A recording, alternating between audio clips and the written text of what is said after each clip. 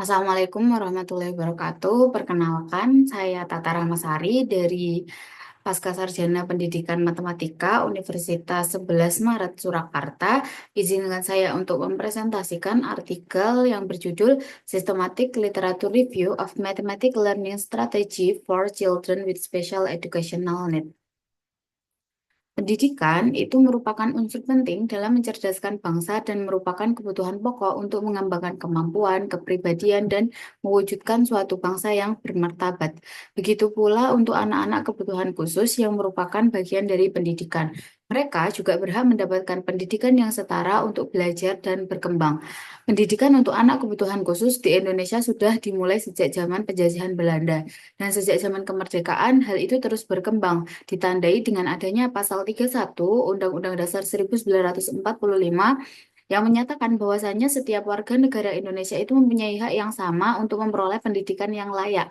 Hal ini semakin diperkuat dengan adanya Peraturan Pemerintah Nomor 72 Tahun 1991 tentang pendidikan luar biasa yang merupakan pedoman dari penyelenggaraan pendidikan luar biasa.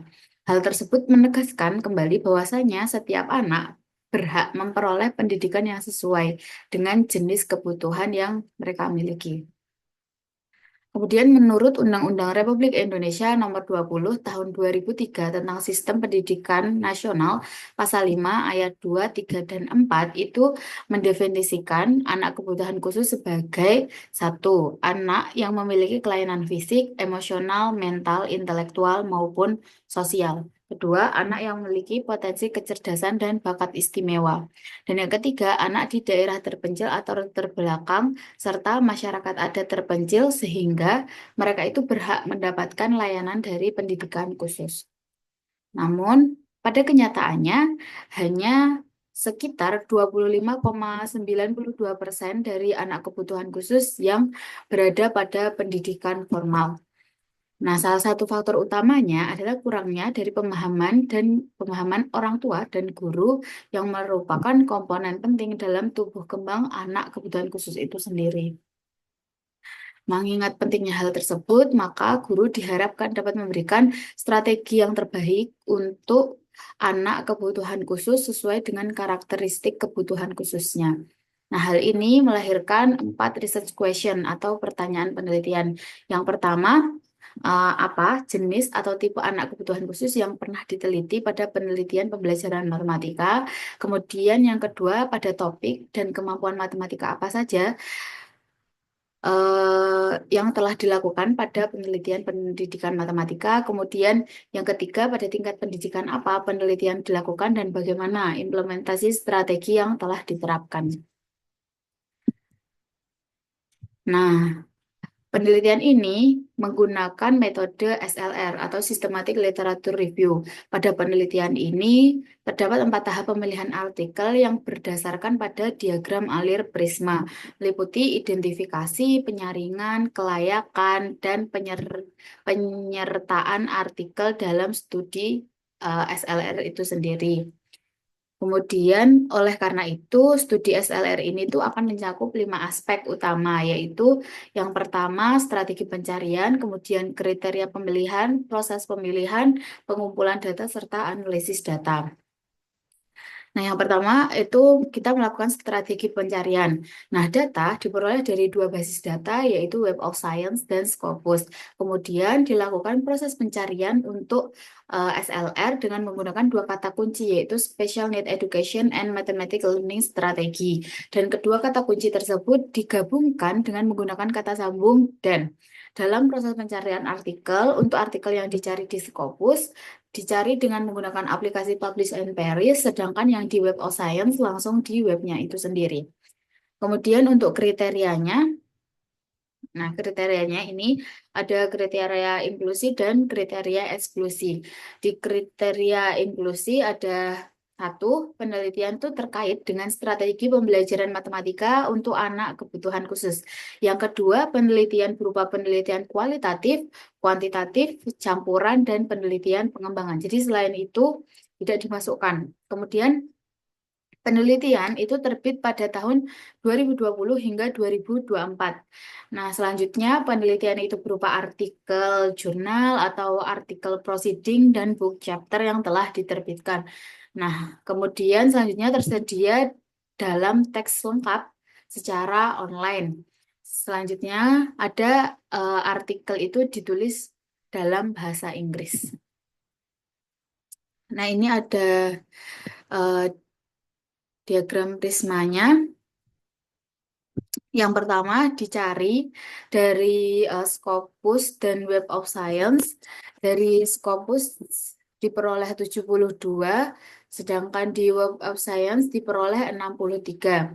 Nah, sebelum screening dihapus untuk artikel yang tidak ada, yaitu 13 artikel, dan artikel yang duplikat itu ada 8, kemudian diperoleh 114. Nah, dari tahun publikasinya dihilangkan 79 artikel, kemudian di screening berdasarkan kriteria eksklusinya, yaitu metodologi, penelitian, kemudian selain proceeding, book chapter, dan jurnal artikel, dan bahasanya. Nah, itu dihilangkan 23 hingga diperoleh 12. Setelah dibaca kembali isinya, ada 2 artikel yang tidak sesuai dengan topik penelitian, kemudian diperoleh 10.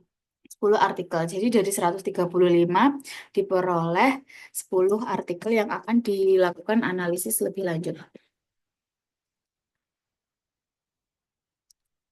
Selanjutnya, eh, setelah dianalisis 10 artikel tersebut, kita mendapatkan hasilnya. Untuk hasil di research question pertama, yaitu tipe atau karakteristik untuk anak kebutuhan khusus. Pada 10 artikel tersebut, yang paling banyak ada disabilitas intelektual dan autis spectrum disorder atau ASD. Dilanjutkan dengan frekuensi yang sama, ada slow learner, low achiever, hearing impairment, high intellectual I'm sorry, high and intellectual disabilities, kemudian ada visual impairment dan extensive support need. Kemudian pada research question kedua, yaitu topik matematika dan kemampuan matematika yang dikembangkan, ini ada dibagi menjadi 2 kategori diagramnya, yaitu untuk kategori matematika dan keterampilan yang dikembangkan. Pada topik pembelajaran matematika, yang paling banyak itu ada 4 penelitian yang tidak memiliki topik khusus. Kemudian disusul pada materi pecahan yang paling muncul paling banyak, kedua dengan jumlah 3, kemudian disusul oleh operasi dasar matematika, geometri, dan persamaan diferensial orde 1 yang memiliki frekuensi yang kemunculan yang sama. Kemudian pada kemampuan matematika yang dikembangkan terdapat 2 kemampuan yang paling banyak, yaitu kemampuan pemecahan masalah dan kemampuan pemahaman konsep, disusul dengan kemampuan berpikir kritis dan komputasional. Nah, untuk eh, tingkat pendidikan yang terdapat pada 10 artikel yang telah dianalisis, terlihat di sini yang paling banyak adalah tingkat pendidikan dasar dan menengah. Ada 9 penelitian yang melakukan penelitian di sana, yaitu 90% sendiri dan 10%-nya berada di tingkat pendidikan tinggi atau universitas. Nah, hal ini menunjukkan dominasi responden dari tingkat pendidikan dasar dan menengah. Dan hal ini juga mengindikasikan bahwa penelitian ini masih menjadi fokus pada kelompok yang non berpendidikan tinggi. Kemudian ini untuk research question keempat, yaitu bagaimana implementasi strateginya dalam pembelajaran matematika untuk anak kebutuhan khusus. Dari 10 artikel terdapat 10 strategi yang 10 strategi dalam 10 artikel tersebut.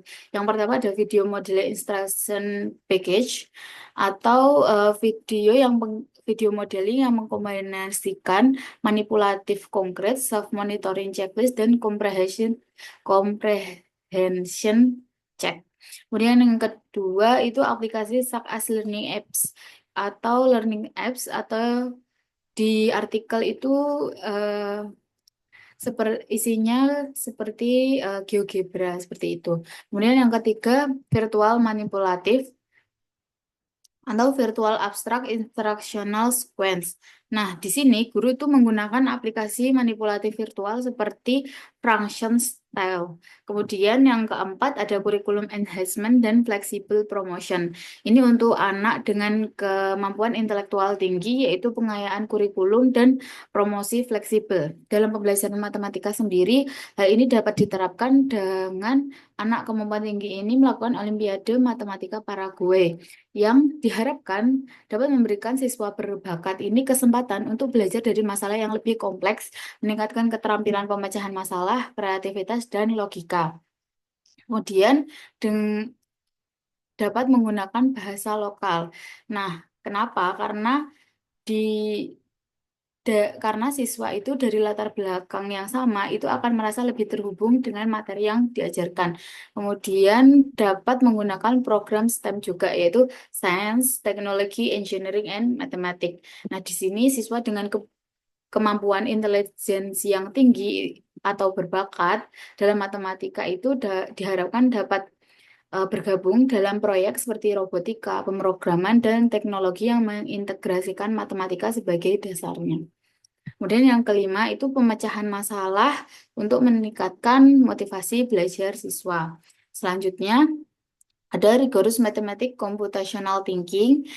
Nah, selanjutnya ada kombinasi robotika dan metodologi pembelajaran aktif. Jadi dari robotika ini guru dapat menggunakan robot yang diprogram melakukan tugas-tugas yang terkait dengan konsep matematika seperti menghitung jarak, waktu, atau sudut. Kemudian robotnya juga dapat diadaptasi untuk konsep matematika abstrak seperti geometri atau aljabar yang dapat diubah menjadi tugas konkret. Nah, seperti itu. Jadi guru mengajar dengan menggunakan robot tersebut. Kemudian selanjutnya ada direct instruction atau instruksi langsung dengan play-based learning, dengan pembelajaran berbasis bermain, konkret representation abstract approach, dan role playing dengan menggunakan teknologi atau permainan peran. Dan kemudian strategi pembelajaran matematika inklusif berbasis teknologi dan pendekatan taktil. Dan yang selanjutnya adalah pembelajaran berbasis inquiry dengan pendekatan open-ended. Dengan menggunakan strategi ini, diharapkan siswa itu dapat melakukan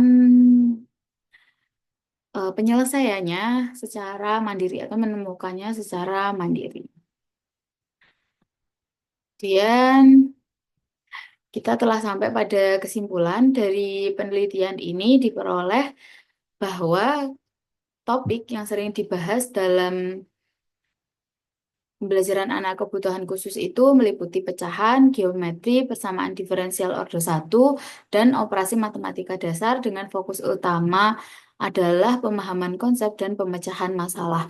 Kemudian penelitian ini juga menunjukkan bahwasannya pendidikan di tingkat dasar dan menengah itu masih menjadi fokus utama dalam mengembangkan kemampuan matematika anak kebutuhan khusus. Kemudian dengan menggunakan teknologi dalam aplikasi pembelajaran seperti GeoGebra, kemudian video dan alat peraga virtual itu telah terbukti dapat meningkatkan motivasi, kemandirian siswa, dan kemampuan matematika siswa.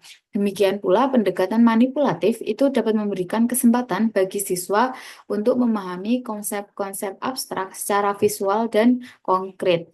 Nah, dengan penerapan strategi yang tepat, diharapkan kesenjangan pembelajaran di antara siswa kebutuhan khusus dan siswa reguler ini dapat minimalisir. Oke, sekian pemaparan dari saya. Kurang lebihnya mohon maaf. Wabillahi taufiq wal hidayah. Wassalamualaikum warahmatullahi wabarakatuh.